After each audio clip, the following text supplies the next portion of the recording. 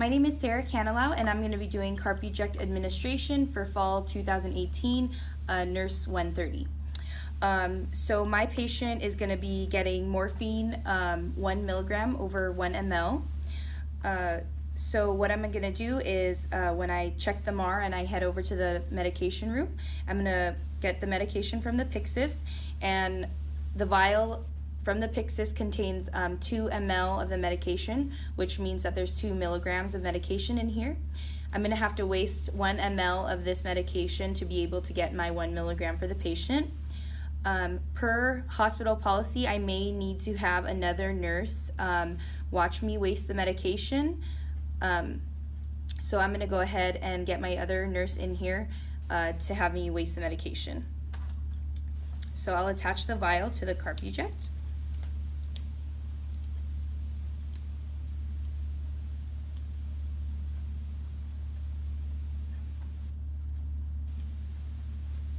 Okay, and since I have my other nurse in here with me, I'll go ahead and waste this into the proper waste receptacle. I'll go ahead and remove the air from the Carpuject, from the vial, and I'll waste 1 ml of the medication.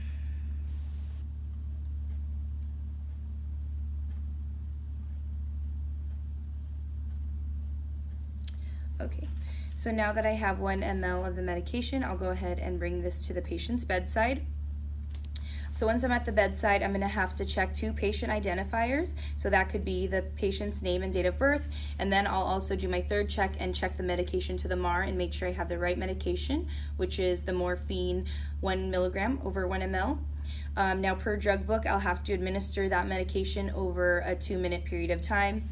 And also what I would have done is to make sure that the patient has a good respiratory rate, and they have and I have assessed their pain level, and they have a good level of consciousness. So I'll go ahead and perform hand hygiene, and then I'll put on my gloves.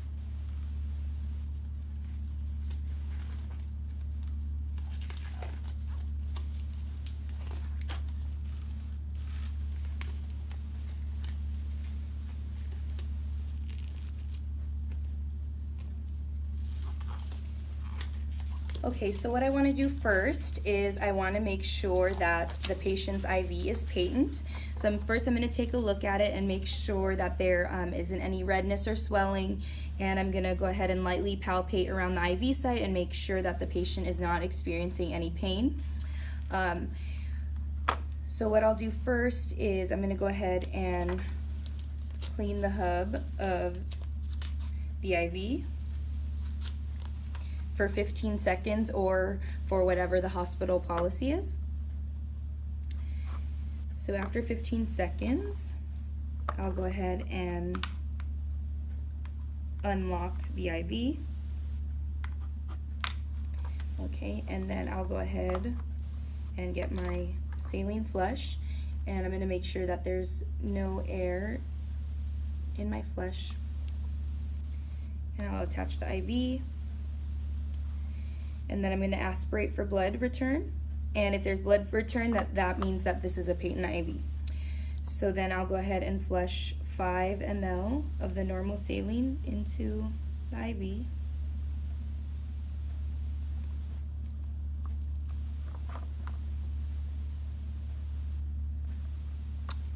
And now I can get my medication.